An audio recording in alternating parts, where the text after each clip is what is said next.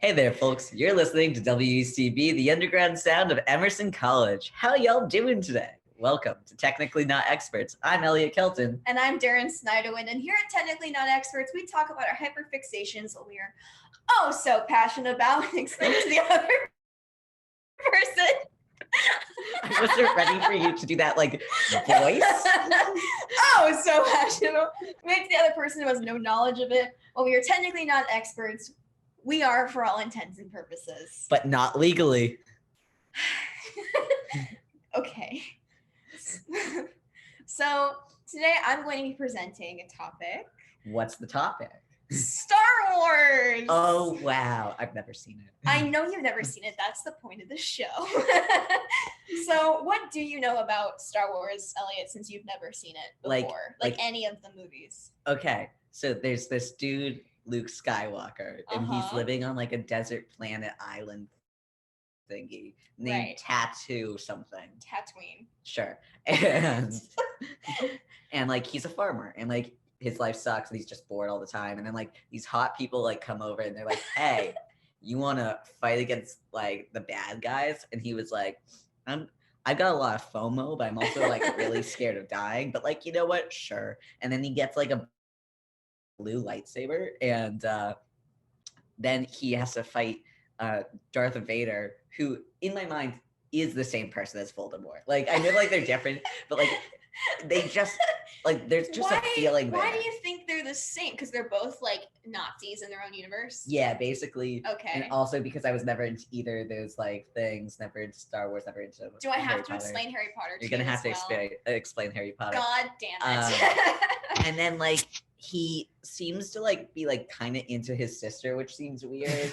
And like Princess Leia is like, we all just said okay when she came out wearing like a gold bikini. We were all just like, yeah, this is what's happening now. Okay. So wait, I'm not done. Okay. Lastly, Darth Vader, weird dude who like breathes like he's Luke's dad, but like I thought he already has a dad. Doesn't he already have like Anakin? Okay. So let me explain to you what Star Wars is really quick. For the uninitiated, I'm going to explain Star Wars, which is a cultural phenomenon, to the uninitiated, which I feel like is talking to an alien. But I will go and do it. I will do the job that that no one truly wants to do.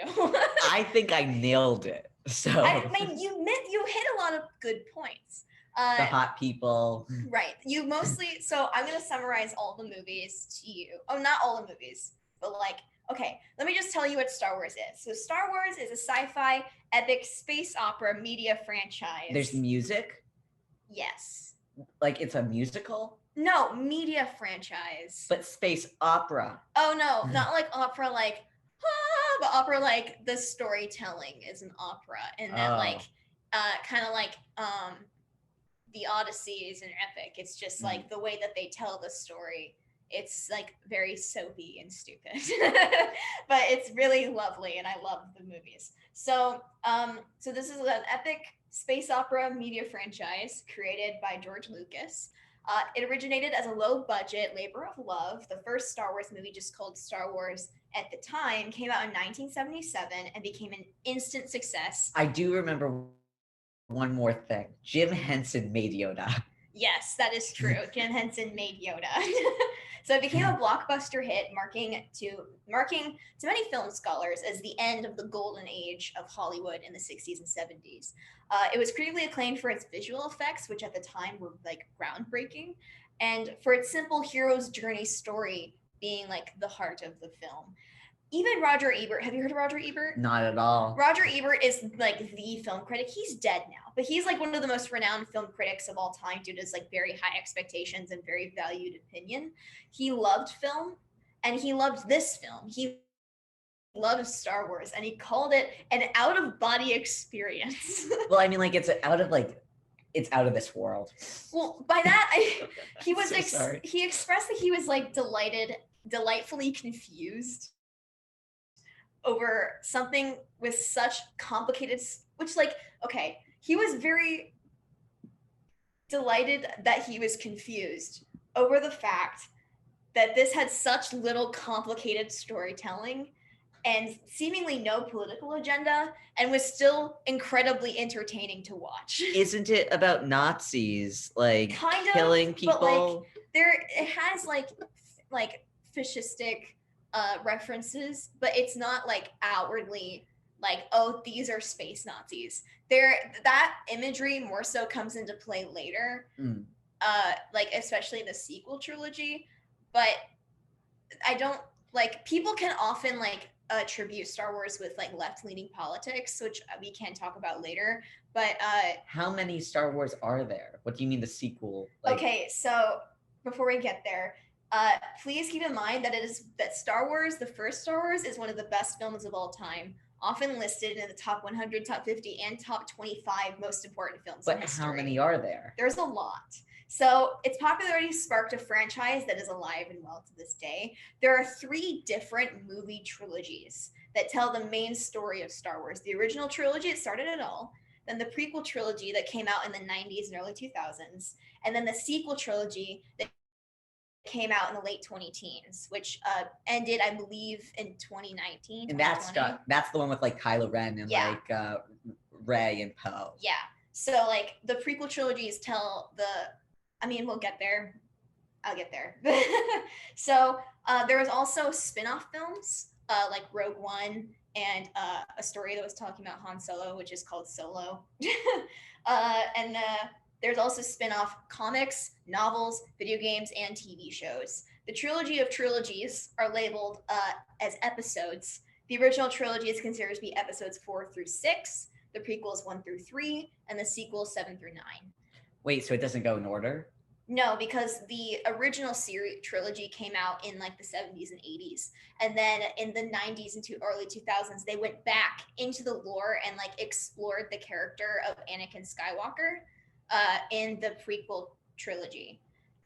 So they basically explored his backstory, and then they went forwards in time in the sequel trilogy and explored the future of the Star Wars universe. So they're just milking it. Yeah. They milk the crap out of this franchise. So I'm going to be specifically focusing on the original trilogy because they're the most important, the best ones, and we simply don't have time for a summary of all 9 movies, even if I really want to get into all 9 movies, especially the prequels because they're so memically bad. I think I did 5 movies for Tinkerbell, and that was difficult.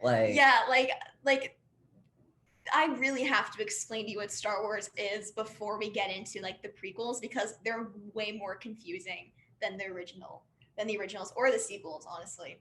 So to summarize each trilogy, the original trilogy follows the hero's journey of Luke Skywalker learning to become a Jedi Knight, fighting a war against the evil Empire with his friends Leia Organa and Han Solo. Leia is his sister. Yes, but we don't know that yet in the first movie. Why is she wearing a gold bikini? We'll get there. The prequel trilogy illustrates the world before the Empire and how the Empire came into existence through the war between the Republic and the elusive Sith, as well as the backstory and character descent of Darth Vader, who's the protagonist in the trilogy. So I'm going to tell you something right now. Darth Vader is not the villain? He's the protagonist in the journey? How is he the protagonist? We'll get there. He's the bad guy. In the original trilogy. But he's one of the protagonists of the prequel trilogy. But he cut Luke's arm off. I was going to say Lucas. The sequel trilogy is about the rise of the First Order from the ashes of the Empire, fighting the Resistance, which is the Rebellion Part 2. Did George Lucas name him Luke Skywalker because it sounds like his last name? I don't know. I don't think so. It kind of sounds like a little bit. I don't think so, but maybe. So the sequel trilogy also follows a story of Rey learning the ways of the Force and becoming a Jedi with the help of Luke and Leia, as well as the redemption arc of the main villain and son of Han and Leia, Kylo Ren. So my consensus for each trilogy: original trilogy good, sequel trilogy is like half good, half bad, prequel trilogy is all bad. It's funny because of how bad it is, but it's still bad.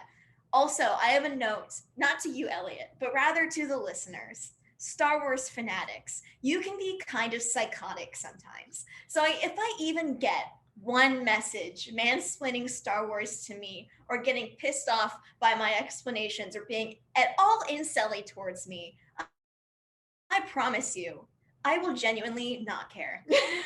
I, on the other hand, know nothing about Star Wars, and I will be just ripping it to shreds. So let's start with the first Star Wars movie ever, which is called Star Wars, after like the prequel trilogy came out, they renamed all the movies to fit like the fact that there were more episodes. So it was renamed later on as Star Wars Episode 4: A New Hope.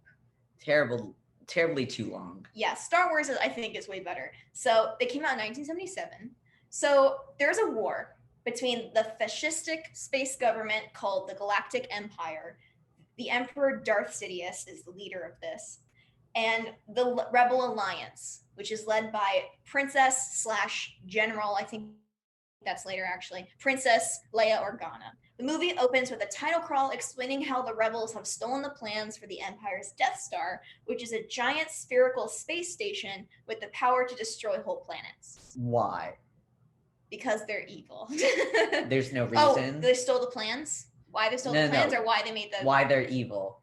Oh, they're evil because they, the leaders of the Empire, Darth Vader and the Emperor, are aligned with the dark side of the Force, which I can explain later. But essentially that means that they're tempted by the bad things that the Force can do as opposed to the good things that the Force can do. But they're not getting power. They're not getting this is like power hungry people. Okay. Who want to like establish their power over people. That's like what they want to do. Really no other reason. So Leia has been given the plans to the Death Star, but her ship is intercepted by Darth Vader. Why is she given the plans? Because she's the leader, one of the leaders of the rebellion. How did she become the leader of the rebellion? We don't know. She just is. So we're walking in with so... We don't need to know. She's just one of the leaders of the rebellion, probably because her father used to be a general for the rebellion, and then she took his place after he was retired and became like a veteran from this. So she's a leader of the rebellion. Okay. That's all you really need to know. Leia has been given the plans to the Death Star, but her ship is intercepted by Darth Vader, who is an evil cyborg and chief enforcer of the Empire. He's the one with the weird mask. Yeah, he's the guy in like the black metal costume. Isn't that because like he got burned? Yes. In the prequels, he got like burnt up and almost died. So Leia's captured by Darth Vader, but before she's taken by stormtroopers, the army of the Empire, she hides the plans inside an astromech droid, or just a mechanic droid, called R2-D2, who escapes to a desert planet called Tatooine with his pal C-3PO, a protocol droid, which is basically like a robot ambassador. Which one is the British one? Which one is the short one? The C-3PO is the British gold guy, mm-hmm. and R2-D2 is the little blue one. I thought it was the other way around. No, it's the R2-D2's little one, C-3PO is the big one. And also C-3PO, fun fact, he was designed after a robot that appeared in like a super old movie that I am blanking on the name of right now. All film majors are going to murder me for forgetting this film. Something. I don't have time to remember it, but basically it's just like kind of a call to that. So the droids are, after the droids escape to Tatooine, they are captured by Jawa the androids, traders. like the robots? They're not androids, they're droids. What's the difference? I don't know. They're just called droids. They're just robots. Okay. Androids, I think, are like half human, half robot. I think. I don't know. But there's no androids in this universe. There's cyborgs, which are like humans with a lot of robot parts, but they're not half robot. I guess. I don't know. Okay, so the droids are captured by Jawa traders, which are like tiny, annoying thieves in hoods, and are sold to Luke Skywalker and his Uncle Owen and Aunt Beru, who are moisture farmers. Moisture farmers. They live on a desert planet, so they're like farm water. But saying the word moisture farmers, that gives off a very different connotation. What connotation? I can't say what connotation. on the radio. You're being ridiculous. Hey, So- I'm a moisture farmer. What about you? So Luke cleans up the droids. Since Daryn, what do you do for a living? Are you... I'm not a moisture farmer, if that's what you're asking. Hi there, I'm a moisture farmer. Hi, moisture farmer. So Luke cleans up the droids since they're a bit dirty and banged up from traipsing through a desert, and accidentally triggers a hologram message from Leia to someone named Obi-Wan Kenobi. But he doesn't know who Leia is. No, he doesn't. So how did he do that? He was cleaning up R2-D2, who had the hologram message inside him, and he was cleaning the R2-D2, and Luke accidentally triggered the hologram, part of the hologram message to show up. Basically, she just says, "Help me, Obi-Wan Kenobi. You're my only hope." And that's all he hears. Who is Obi-Wan Kenobi? We're about to find out. So R2-D2 kind of runs off in search of Obi-Wan, and Luke follows only to be attacked by sand people, which are basically just like desert jerks. Like they're quote unquote desert savages. So there's a lot of weird problematic connotations to that. But like, do they have a reason? Is it also like a power thing? They just attack people for no discernible reason. For giggles? They're like, yeah, they're just kind of like, get their giggles from just like attacking random people in the desert. But he's rescued by Ben Kenobi, his hermit friend, who reveals himself to actually be Obi-Wan Kenobi. So Ben Kenobi kind of like watched over Luke his whole life. He like knew him as like this nice old man who lived across the way. But Ben Kenobi this whole time has been Obi-Wan Kenobi. Why did he lie about his name? Because he was hiding. Why was he hiding? We're about to find out. So this is when we're explained what Jedi Knights are. Or rather were, because they don't really exist anymore. Wait, they're knights? I thought they were just Jedis. Well, Jedi Knights are like their full title. So like they were peacekeepers of the galaxy back when the Old Republic existed. This is prior to when the Empire came into power. Who had mystical powers likened to telekinesis and telepathy, drawing from a mystical energy field simply called the Force. Yes, this is a religious metaphor. So they're basically like ninja space monks. So these paladins. That's essentially what they are, yes. So these paladins are just like, I like God and God likes me too. So well, it's not like God, it's not like a figure. It's more so like a force, like a feeling. It's like they kind of describe the Force later on in the trilogy as like the thing that ties all of reality together, like the thing that kind of like permeates through everything around you, and they're able to manipulate it with by tuning into the Force and by like being aware of it, and that way they're able to use it for their own purposes. But you know, there's good and bad to that. So the Jedis were hunted down when the Empire took over and are nearly extinct. So because Obi-Wan's one of the only Jedis, and we learned that Obi-Wan is a Jedi. Why is Obi-Wan a Jedi? How is he the only last one? Where did because the others go? They're all hunted down. So there's very few Jedis left in existence, and they're mostly in hiding. Are they Obi-Wan hot? is also, yes. Not all of them, but some of them. Is Obi-Wan hot? He's an old man in this, but he used to be hot. Because he used to be Ewan McGregor. I'll count that. Yeah. So Luke learns that not only is Obi-Wan a Jedi, but Luke's father, whom he's never met and thought to be dead, was also a Jedi. They fought in the Clone Wars together, which was the war that essentially had the Empire come into power. So that was the war. Why is it called the Clone Wars? Because they fought with clones. You know what? I should have realized that. I apologize, listeners. So they fought in the Clone Wars who together. was the clones? Just like they just made clones But to like the of army. There was this one guy who they made clones off of, and he's not really important to this trilogy right now. So I'm not going to get into that. But essentially, all you need to know is that that guy is like the father of a later character we will meet in this trilogy, Boba Fett, I think. Is it Boba Fett like the one that like is like, What? Boba Fett's a bounty hunter. Then no, I'm thinking of like, he's the one where Leia comes in wearing the gold bikini. That's Jabba the Hutt. Same guy. No, it is not the same guy. It is so not the same guy. Okay, so they fought. So Obi-Wan and Luke's father fought in the Clone Wars together, but was killed by Obi-Wan's former pupil, Darth Vader, who was a Jedi but turned to the dark side of the Force, using his powers for ill, becoming a Sith.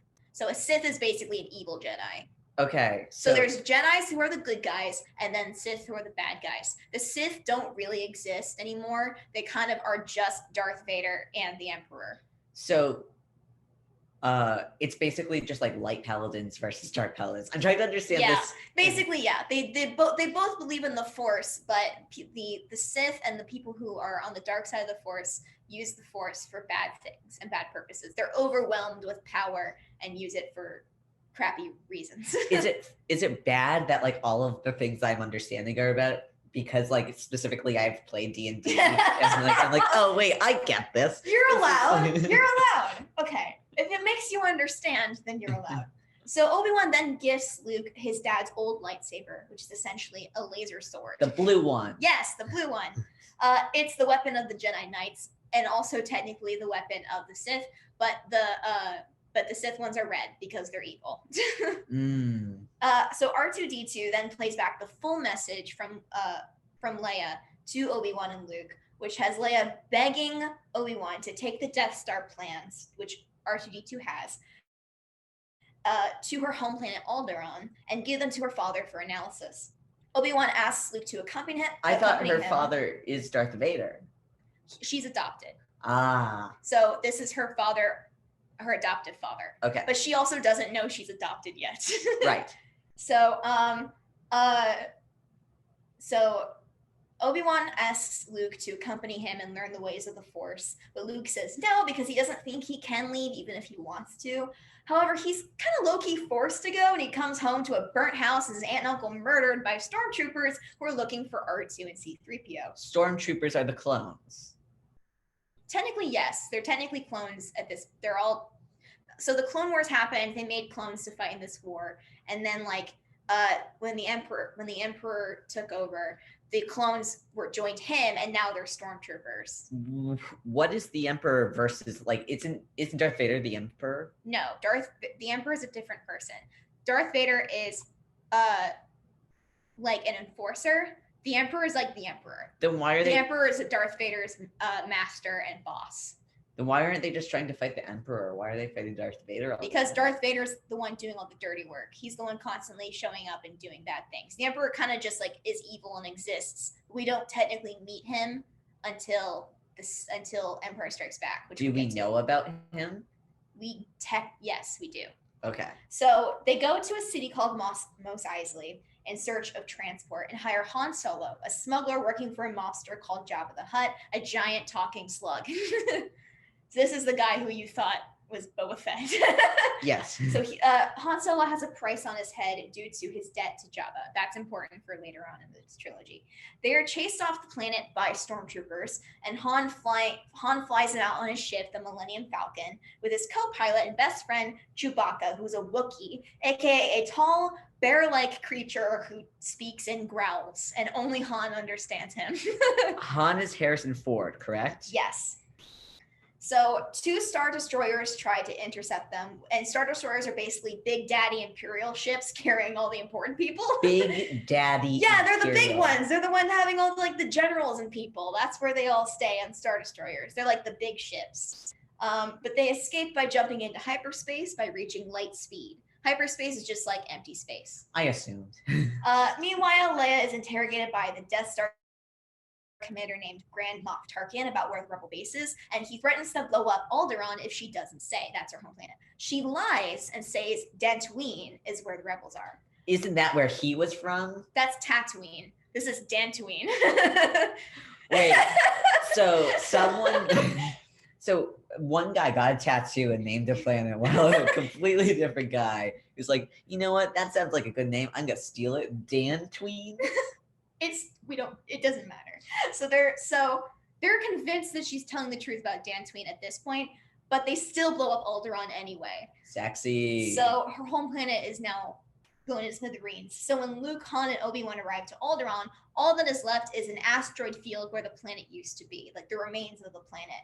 They fight a TIE fighter, which is like a tiny shooter ship, and shoot it down, but this causes them to get pulled into the Death Star's tractor beam, taking them directly into the space station. The Death Star has a tractor. Then why weren't they just trying to get them in the tractor beam this entire time? Because the tractor beam, it traps people in once they're in proximity. So the Death Star, they weren't around the Death Star until now, because they went to Alderaan where the Death Star was to blow up Alderaan, and they arrived at Alderaan, and now they're stuck in a tractor beam by the Death Star. But they couldn't even get anything out of Alderaan. Doesn't Alderaan have like powerful stuff or like? I mean, the reason they blew up Alderaan is because it was Leia's planet, and they wanted to basically flex their power onto her and make her feel like all hope is lost. Weak. You could have done better. So when inside the space station, Obi-Wan goes to disable the tractor beam to enable their escape, while Luke convinces Han and Chewbacca to help him rescue Leia with the promise of money after they discovered that she's scheduled to be executed. So they do so, hijinks ensue, Leia's a baddie and has a lot of sexual attention with Han, who's kind of a jerk the whole time, and Luke is just being super nice and helpful. When they get back to the ship after Obi-Wan disables the tractor beam, Obi-Wan gets in a duel with Darth Vader, distracting him so that the rest of them can escape, and Obi-Wan dies. Yeah, I was waiting for the old one to die. The mentor to be dead. I mean, like, that's part of the hero's journey is like the mentor dies. Like, yeah. So Luke sees this happen and is devastated. However, unbeknownst to them, the Empire left a tracking device on their ship and follows them to the rebel base, actually located on Yavin 4. Stop naming these places. Someone else needs to be naming these places. So Yavin 4 is a planet, and the rebels on Yavin 4, the rebels discover a weakness in the Death Star using the plans that Leia obtained. The thermal exhaust port needs to get shot. What is the thermal exhaust port? It's where they let out all the hot steam from inside of the Why is there hot steam? Because there is. I don't know. I don't have all the answers, but they need to blow up this. Are you an expert? Technically not. So the thermal exhaust port needs to get shot, which will start a chain reaction in the ship to blow up the whole thing. So Han leaves the rebels after getting his reward money for rescuing Leia, and Luke joins the battle by flying a starfighter, which is just like another shooter ship, but this time it's the good guy shooter ship. The two genders of shooter ships. So Luke joins the battle by flying a starfighter into this very desperate attack against the Death Star, which has been slowly approaching Yavin 4. So the rebels lose a lot of fighters, but then Han shows up after a change of heart and saves Luke's life after Darth Vader attempts to murk him. Luke shoots the exhaust port, which required expert precision, through the spiritual guidance. Does he have expert precision? Like, does he like? He does when he gets spiritual guidance from Obi-Wan, creepily telling him to use the Force, Luke. Obi-Wan is dead. Are you telling me that a ghost told him this? Yes. How did a ghost tell him this? Because when a Jedi dies, their body disappears and they become one with the Force, and then they're able to communicate with other Jedis using the Force. Then why weren't the Jedi's communicating with them beforehand? Because I believe you have to have some kind of significant connection to be able to communicate with Force ghosts. And because Obi-Wan was his mentor and friend, he was then able to make that connection. So also, a lot of the Force is never really explained because it's supposed to be this mystical force that no one really understands unless you feel it. So they don't go on and explain everything all the time because you're supposed to just understand as being a part of being a Jedi. So I don't have all the Force answers for you, unfortunately. And Force in it, like. I hated that. So the Death Star is blown up before it can destroy Yavin 4. Luke and Han are rewarded for their victory by Leia by receiving medals, and for some reason, some fans complain because Chewbacca did not receive a medal. Chewbacca definitely deserved a medal, guys. It's a participation trophy. Everyone gets one. You helped. You helped, Bear Man. He gurred. He said gur, and they were like, yeah. So now we're moving on to the second movie. Wait, where was the bikini? It's not in that movie. It's in the third movie. So the bikini scene I've been waiting for this entire time, not coming anytime soon? It will come soon, but in the third movie. So The Empire Strikes Back is the second movie in this trilogy, which was renamed later Star Wars Episode 5, The Empire Strikes Back. And it came out in 1980. It's been 3 years since the Rebels destroyed the Death Star, and the Rebels have now reside on a frozen planet called Hoth. The Empire is searching for them using probe droids, which are like tracker droids, and Luke is captured by a Wampa, which is like a space yeti, and while investigating one of the probes. He's dinged up real bad, but uses the Force to escape. Yeah, he gets like clawed in the face, which is like the movie's excuse for like justifying why Mark Hamill's face is now all screwed up because he got in a car accident. So they include this scene to like justify it. So he's dinged up real bad, but uses the Force to escape. He gets hypothermia trying to get back to the base, and before passing out, he sees the spirit of Obi-Wan Kenobi telling him to go to a swamp planet. What? He climbs into the animal. I saw it on Family Guy. That's okay. He doesn't do that. Han does that. So, he does that with Luke. So, okay. So before he passes out, he sees the spirit of Obi-Wan Kenobi telling him to go to a swamp planet called Dagobah and seek out Jedi Master Yoda, who's also one of the only Jedis left. One of the last Jedis left. So Han Solo, after more sexual attention with Leia and failed attempts to get the hell out of Dodge and pay his debt to Jabba due to ship malfunctioning, realizes Luke is missing and goes looking for him, saving his life.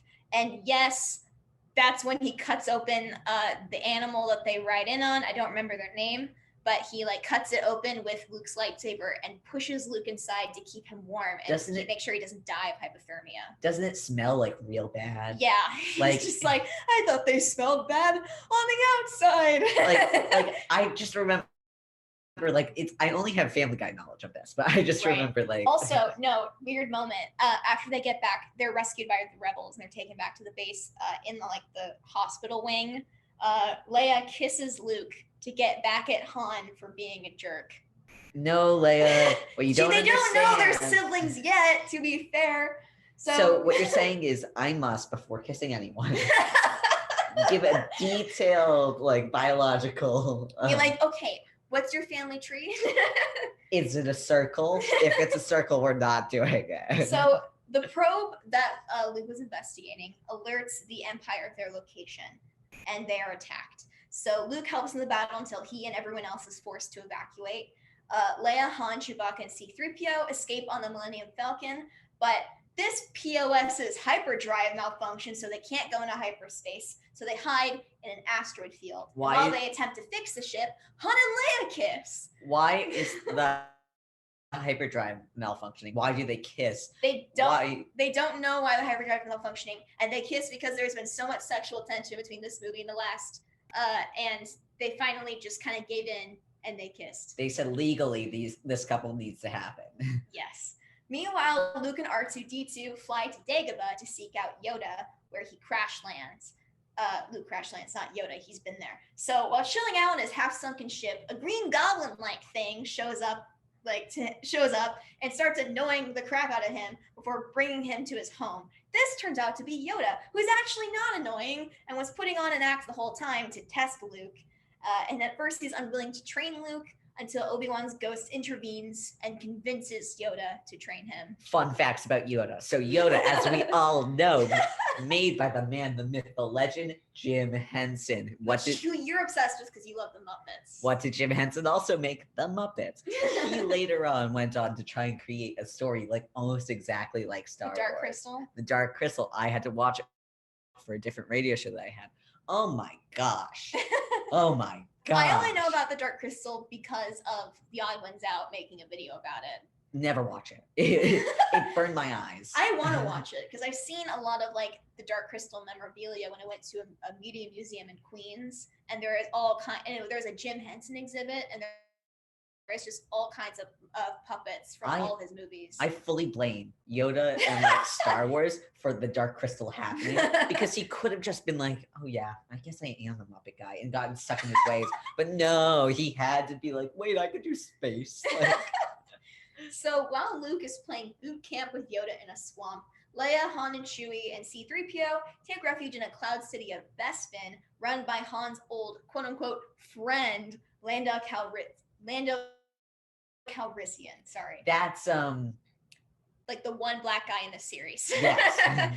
He's cool. He's fine. But while they're there, however, a bounty hunter working alongside the Empire, Boba Fett, tracks down Han and the group, and with Darth Vader, forces Lando to betray them and hand them over. Because Lando is like the leader of the city, and they're basically like, we'll screw the city up if you don't give us your peeps. And then he's like, I guess I gotta give you my peeps. Yeah. Here's the peeps. So he just pulls out a bunch of marshmallows. Here's the peeps. So Darth Vader's plan is essentially to use Han, Leia, Chewbacca, and C-3PO as bait. What about R2-D2? He's with Luke. So he essentially is using Luke's friends to lure as bait to lure Luke to Bespin, capture Luke, and take him to the Emperor. To where? To what? Take him where? They lure him to where? Bespin, which is where they're at. Best Buy? Bespin. So me and my friends are gonna lure you to Best Buy. Bespin. So he wants to lure Luke to Bespin, capture him, take him to the Emperor, who's Darth Vader's master, and turn him to the dark side of the Force. Luke has a Force vision, which is just like a vision, like a dream of the future. And Luke has a Force vision of Han and Leia in pain. So despite Yoda and Obi-Wan's warnings against this, he abandons his training and goes to rescue his friends. Don't rescue your friends. Everyone knows you shouldn't rescue your friends, guys. Don't try to be the hero. He's the hero. What am I going to say? So Vader wants to hold Luke in quote-unquote suspended animation by freezing him in carbonite and imprisoning him until they feel like melting him out. Han is used as an experiment to make sure Luke survives the process. And right before Han is frozen in carbonite, Leia tells him she loves him. He responds, I know. He freezes but survives, and Boba Fett takes him to Jabba the Hutt for a bounty. Never. So Never. They kiss, and then Leia says, I love you. And Han says, I know. And then it descends into the cage and is frozen in carbonite. Oh my god, if I was Leia, I would have slapped that carbonite away. Oh my god. So Luke arrives on the planet and starts to duel Darth Vader. I love you. I know. It is one of the most romantic scenes in cinema, to be honest. How is that romantic? Because it just is. It fits their characters very well. Okay, Han is not the type of person to say "I love you," but this is his way of saying it. So Lando has a change of heart and frees Leia, Chewbacca, and C-3PO, but can't stop Boba Fett from taking Han. So Han's gone now. Stormtroopers attack them and they flee the city on the Millennium Falcon. Meanwhile, Luke is losing the fight against Darth Vader as Darth Vader corners him in the Cloud City's central air shaft, which is just like a very long drop into vents. He cuts off Luke's right hand in battle, disarming him, and tries to tempt Luke to join the dark side and join him. Luke refuses and accuses Darth Vader of killing his father, but Darth Vader Can I say it? But you have to read it. No. I am your father. That was awful. So I don't think they heard you because you're going around like this. It has to be part of it. It's like, no, I am your father. Luke, in denial and grief as well as to get away from Vader, drops into the air shaft and nearly gets jettisoned from the floating city. Isn't it Luke, I am your father? No, it's actually not. That's a very common misconception. It's actually, no, I am your father. It's like, oh my god. It's like a Mandela effect thing. Tricksters. So Luke manages to telepathically reach out to Leia, who senses that he's in trouble and goes back to rescue him. They do so, escape, and are attacked by TIE fighters, but R2-D2 manages to figure out the problem with the hyperdrive, which is that it was like messed with, and they escape, rejoining with the rebels. Luke's hand is replaced with a robotic prosthesis. Prosthetic? Sure. It's called a prosthesis, technically. It's a prosthetic arm, but a prosthesis is the singular thing, you know? So No. he's given a replacement hand that's a robot hand. So Chewie and Lando go on a mission to save Han, and that's the end of the movie. Is it like a hook? Does he get a hook for a hand? Is he a pirate? No, it's just basically looks like his normal hand, but it's a robot hand.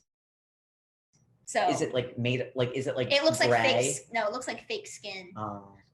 But yeah. So now we're on the third movie. This is your bikini movie. Bikini. So this is Return of the Jedi, or Star Wars Episode 6: Return of the Jedi, which was released in 1983. Incorrect. It's called the Bikini Movie. So Luke sends R2-D2 and C-3PO to Jabba the Hutt's palace on Tatooine as a trade bargain to get Han back. This does not work. Disguised as a bounty hunter, Leia then infiltrates Jabba's under the pretense of turning in Chewbacca for a bounty and unfreezes Han.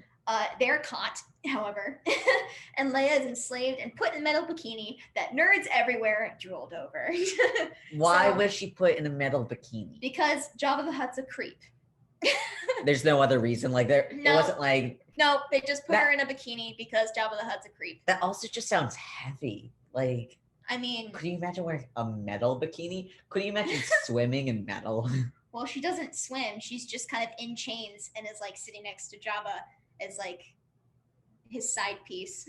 Weird. Which she's not a fan of. So Luke soon arrives to fix his past two screw-ups and bargaining for his friend's release. But he is dropped through a trapdoor into a rancor pit, which is just like a giant beast thing. He kills it, pissing off Jabba, and he sentenced him, Han, and Chewbacca to death by Sarlacc, which is a carnivorous plant-like beast in the middle of the desert that will eat them. What's it called? You know what I'm thinking of? Venus flytrap. Yeah, it's like a big Venus flytrap, but with like tentacles. Is it sexy? No, it is so not. Also has a really gross tongue. Oh, Yeah. Why does it have a tongue? Because it's, I don't know. They just decided to give it a tongue.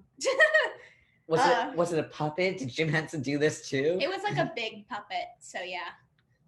We're fighting Jim Henson now. I don't know if Jim Henson's responsible for this Don't puppet. give but... puppets tongues. Hot take. So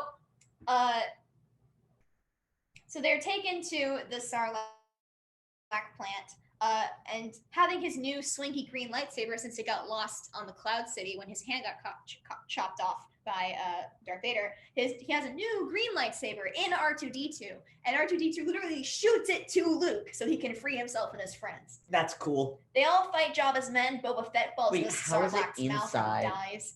Well, R2-D2 has like a bunch of like space for like tools and stuff, so he's able to like keep stuff in him and then like jettison it out if he wants to. So they bought this like a while back. They put it in him. They were like, they didn't buy it. Lightsabers are made. They made it a while back. They put it in him. He said like, this is your cue. I'm pretty sure that Luke sent the droids ahead of him in case this happened. So that's why he put the lightsaber in R2-D2, was in case something happened and he would need a lightsaber. So it was shot to him. So they all fight Jabba's men, and then Boba Fett falls into the Sarlacc's mouth and dies. So bye, Boba Fett.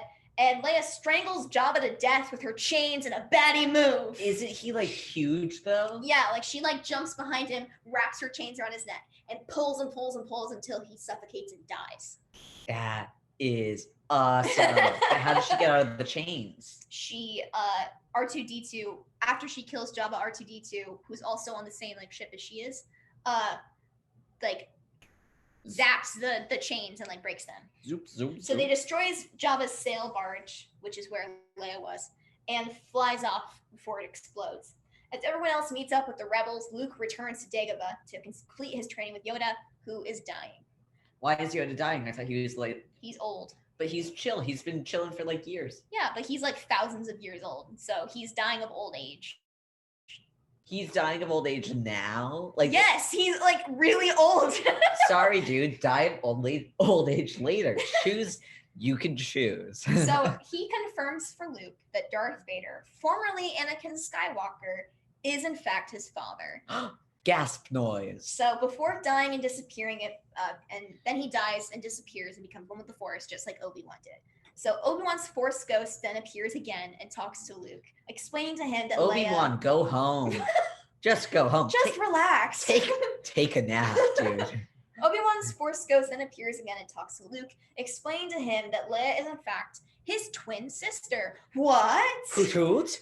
Also, to finish Luke's Jedi training, he must defeat Darth Vader and therefore take down the Empire. Also note, it's really weird that Leia is his sister and they kissed.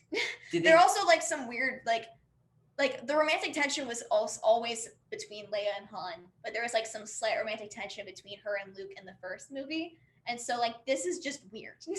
So why did they make them like? Were they always siblings? I don't know if it was always the plan or not. Honestly, part of me doesn't think it is, because if it was, they wouldn't have had them kiss. But I think, but then again, there's also a line in the Empire Strikes Back where Yoda tells Obi-Wan there is another in case Luke fails and dies in the hands of Darth Vader. So they might have been alluding to Leia, but I don't actually know if George Lucas always intended for them to be siblings or not. Maybe they just have really good chemistry. I think that he decided like midway through Empire Strikes Back, oh, they're siblings now. He's like, this will be fine. So Luke meets up with the rebels, and they learn that the Emperor is supervising the construction of a second Death Star, which is protected by an energy shield. What happened to the first Death Star? They blew it up in the first movie, remember? I forgot about that. So where have they been living then? Where's who been living? Darth Vader and the boys. They've been living on, like I said, they've been living on the Big Daddy Star Destroyer ships. They don't live on the base. They live on the Star Destroyers. The space station, the Death Star, they were gonna move everyone in there, but it was mostly just like a giant weapon. Okay, so it's not like a real planet. It looks like the size of a moon, but it's not a planet. It's a ship. So Han leads a strike team, including Leia, Luke, Chewbacca, and the droids, to the forest moon of Endor, where the shield generator is, which powers the energy shield protecting the new Death Star. They need to destroy the shield generator to allow the rebels to destroy the new Death Star. They use a stolen Imperial shuttle, which the rebels had obtained off screen, to arrive undetected and encounter a tribe of Ewoks, or alien teddy bears, and gain their trust after an initial scuffle. Did they hug? No. Did they pet?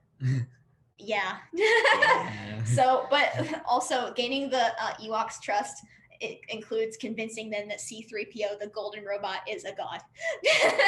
I mean, like, we're not wrong. He's British. So Luke tells Leia that she's his sister and that Vader is their father and that he has to face him. Leia responds, I've always known. No, you haven't. Incorrect. She haven't. You kissed your brother?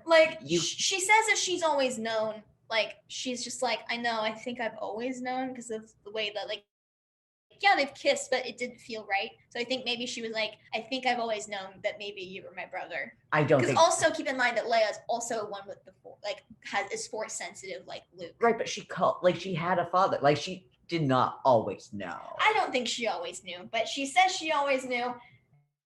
And that's her truth, I guess. So Luke surrenders to Imperial troops and is brought before Vader and tries to turn him to the light and fails. Vader then takes Luke to meet the Emperor, who tries to turn Luke to the dark side and reveals that the rebels are headed into a trap. Come to the dark side. We have cookies. While this is happening, Han's team is captured by stormtroopers, but a counterattack from the Ewoks, which is totally hilarious, allows the rebels to infiltrate the shield generator. So imagine a bunch of like evil bad guys being attacked by teddy bears with clubs and sticks. I'm imagining Riley's bear. I'm imagining bear, but like Riley's our friend, by the way, and she has like a rainbow teddy bear. Multiplied by like 100, and it's just like bear times 10, like just like fighting. You're like, not wrong. I'm gonna say now you're not wrong. They build into one big bear. Okay, I only have 10 minutes, so we have to speak through this. So Lando in the Millennium Falcon and Admiral Akbar, a leader of the rebellion who looks like a walking squid, leads an assault onto the new Death Star, but the shield is still active, and a whole fleet of Imperial ships is waiting for them, so they just walked into a death trap. Uh-oh. The Emperor reveals to Luke at this point that the Death Star is operational, meaning that their super laser that they use to destroy whole planets is active, and they shoot down a rebel starship. He tries to feed into Luke's anger and tempts him to give into it. Luke tries to attack him, but is intercepted by Darth Vader, and they two go into a lightsaber duel. Vader senses that Luke has a sister and threatens to turn her to the dark side. And Luke, completely enraged, retaliates by cutting off Vader's prosthetic robot hand, defeating him. Remember, Luke also has a prosthetic robot hand, so parallels here. Why does he already have a prosthetic hand? Because Darth Vader, after being severely injured, most of his body is made up of like robotic prosthesis. His legs, his arms, parts of his body. The reason why he's in that metal suit is to keep him alive, because he can't breathe properly without this mask. So the Emperor tries to convince Luke to kill Darth Vader to turn Luke to the dark side, but Luke refuses, saying he's a Jedi like his father before him, and won't give in to the dark side. The Emperor is super pissed off at this point and tortures Luke with Force Lightning, which is essentially a dark side skill where he can shoot lightning out of his fingertips. In a moment of character development and total epicness, Darth Vader refuses to let his son die and betrays the Emperor by throwing him down a reactor shaft to his death, which mortally electrocutes Darth Vader because of the Force Lightning. Thus, Darth Vader is now dying. So Luke and Vader have a moment, and his dying request is that Luke remove his mask. Luke does, and reveals the pale and deformed face of Anakin Skywalker, who dies in his arms, now redeemed. Creepy. I just said all that, and that's all you have to say. I'm sorry, I see my shriveled father. He just saved his life. He turned to the light side in this final moments. My shriveled father. No Some offense, people Dad. are more sympathetic towards their dads in this moment than maybe you are. Oh, I love my father. I'm sorry, I see a random stranger who's technically my father who's shriveled up. Well, and they've dying, had 3 movies of conflict, and now they're finally having this redemption moment where he saves his life instead of ending it. Hey, shriveled dad, you're not my real dad. So while all this is happening, Han's strike team destroys the shield generator. Lando then leads a group of rebel fighters to destroy the Death Star by flying into its core and destroying it from the inside, getting out before it explodes. On Endor, Han assumes that Leia is in love with Luke based on her concern for him, to which Leia's like, nah, he's my brother. My brother. I like you, actually. And they kiss. So Luke cremates his father on a pyre and reunites with his friends on Endor. Meanwhile, while everyone's celebrating, Luke sees the Force ghosts of Obi-Wan Kenobi, Yoda, and Anakin Skywalker watching over him. Let Obi-Wan Kenobi take a rest. So that's the end of the trilogy. Give him a nap. So what are your thoughts on what I just told you? I think it's pretty gay. That's why you said that your brother told you that Star Wars is gay, and that's why you never watched it. I think it's kind of gay. I think it's really cool. I think you'd really enjoy it if you actually watched it. I just have a lot of questions that you don't seem to be answering because you're not an expert. What are the questions that you have? I've asked them all. I answered most of them, so what have I not answered? Why does the Force work like that? Why was he shriveled? What was going on there? Anakin Skywalker, when he turned and became Darth Vader, in the prequels, we find out that he fought with Obi-Wan Kenobi till near death. Obi-Wan, in a desperate attempt to stop Anakin, cut off his legs, and he already had one of his arms cut off by a different person. So they were on a lava planet, and so he was then burnt by the lava, and the Emperor finds Darth Vader's body and saves him by making him into Darth Vader, by making him a cyborg, essentially, having this robotic suit maintain his life. So that's why Darth Vader is shriveled. He is just extremely scarred, and he's never left his suit, so he's very pale. He's a shriveled boy. Yeah, he's shriveled. So my personal ratings for the Star Wars trilogy, because I feel the need to rate them. The first Star Wars, the first one, I rate 8 out of 10. I thought you said that was the best one. Actually, technically, it's one of the most important one. But it started the franchise. It's pretty cool, but is a little less exciting than its sequel. I appreciate its charm and the obvious care that like went into it. I wish I could see the original Star Wars, because George Lucas kind of went back and kind of screwed with the material, because when CGI became a thing, he went back to his movie and Cheated. like he remastered it to where he included a lot of CGI stuff that didn't need to be there, and so no one really has access to the original cut of Star Wars New Hope. They also included like deleted scenes, and there's this one scene that is in the original of Han shooting a guy named Greedo, but who basically you find out that Han has the bounty over his head when Greedo, a bounty hunter that was working for Jabba, meets him at this cantina, and they have like Han has his gun underneath the table, and Greedo has his gun out and is prepared to shoot Han. And in the first one, Han clearly shoots first. But in every single remaster after that, George Lucas screwed with that scene to make it so where no one could really tell if Han or Greedo shot first. And it became a very big thing in the fandom of who shot first. And many people like, Han shot first, and it's like a thing, and it's really stupid, and I don't know why people are obsessed with it. But I wish that I could see the original cut. Then there's The Empire Strikes Back. I rate 10 out of 10. Like The Godfather, this is one of the only series that I know where the sequel is better than the predecessor. Shrek 2. Shrek Sure. 2. Are you looking me in the eyes? I haven't seen Shrek in so long. Or Shrek 2 in so long. I don't even know if I finished Shrek 2. Oh, you're missing out. It is so good. The Empire Strikes Back, that is so good. Not Shrek. Not Shrek. Empire Strikes Back is so good it makes me angry. The romance between Han and Leia is awesome and feels very earned. Yoda is the coolest thing to come out of Star Wars, period. And the reveal of the century is that Darth Vader is Luke's father, and it was awesome. Like back then, that was a big reveal. It was a big freaking deal. It's beautiful. It's well written and well directed. In my opinion, it's the best Star Wars movie out of all the Star Wars movies. And seeing Star Wars with a budget for the first time is super cool, and I like what they did with it. Return of the Jedi, I rate 6 out of 10.